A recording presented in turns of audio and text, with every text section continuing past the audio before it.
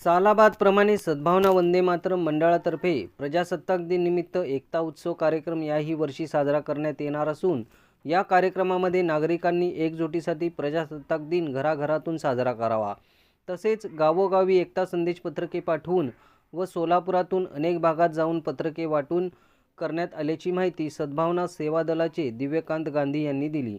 या प्रसंगी यंदा सद्भावना तिरंगा केंद्रावर 3.5 ते 4 फुटाची भारत मातेची फायबर मूर्तीही उपलब्ध असल्याचे सांगितले।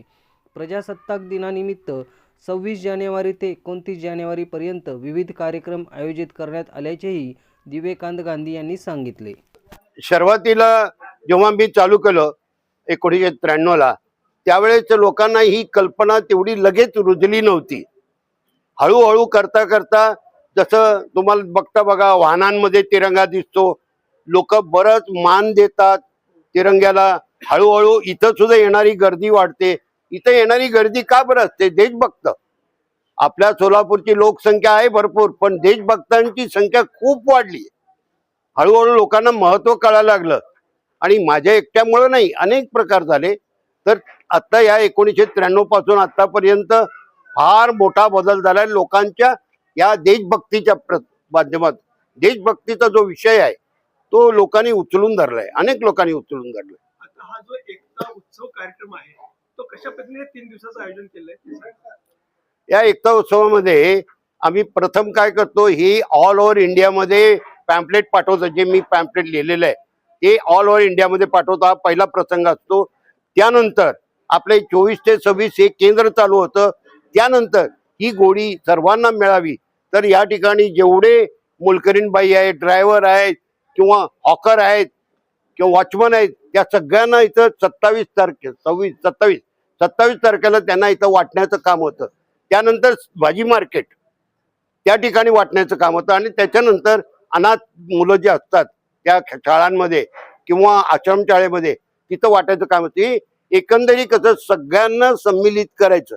आता तुम्ही जो प्रश्न विचारला तो बरोबर आहे।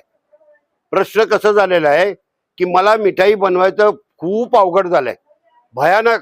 जे मी आतापर्यंत 2-3 वर्षापर्यंत 170-180 ला खोबरं घेत होतो, आज 400 रुपये आहे। कसं करायचं सांगा? मनुका तर काहीच नव्हतं, सर्वात स्वस्त म्हणजे ड्रायफ्रूट मध्ये मनुका, बरोबर आहे। आज मनुका 480 रुपयाला बिजापूरवरनं आणले। तुम्ही फायबरची मूर्ती पण आणली? हा, ही फायबरची मूर्ती पण आहे। फायबरची ही मूर्ती ती 5000 रुपयाची मूर्ती आहे, कॉस्ट टू कॉस्ट आहे। लोकांनी घ्यावं म्हणजे त्याच्यामध्ये कुठला तुमचे मंडळ वगैरे असेल, काही कार्यक्रम करत असेल तर त्यांच्यासाठी ते आहे। पण मी आता ज्या बाहेर बोर्ड लावलेला आहे, मला गेल्या 2 वर्षापासून 1.5-2 वर्षापासून खूपच नुकसान व्हायला लागलं। इथं अलीकडं जानेवारीला 2.5 लाख रुपये नुकसान झालं। माझ्या बेताच्या पलीकडे चाललंय, अजून जास्त वाढलंय नुकसान। त्यामुळे मी तिथं बाहेरही लावलंय, तुम्हालाही सांगतो, 1 मिनिटात सांगतो। काय आव्हान कराल की प्रजासत्ताक? हेच सांगायला लागलोय की मिठाई जे लोक येतात एवढे, त्यांना आता मी 50 रुपयाचं 60 रुपये करू शकत नाही। हे प्रत्येक घरामध्ये पोचावं म्हणून कॉस्ट तेवढीच ठेवलेली आहे। फक्त त्याच्यातलं मटेरियल जे आहे ते 200 ग्राम असेल तर 190 ग्राम होईल, 250 ग्राम असेल तर 230-240 ग्राम होईल। ते मी बाहेर बोर्ड लावलेलं आहे। तेवढं म्हणजे लोकांना असं होतंय एकदम घेऊन येतात, 250 ग्राम नाही आहे असं आहे। मग मला ती क्वांटिटी कमी करावी लागली आहे।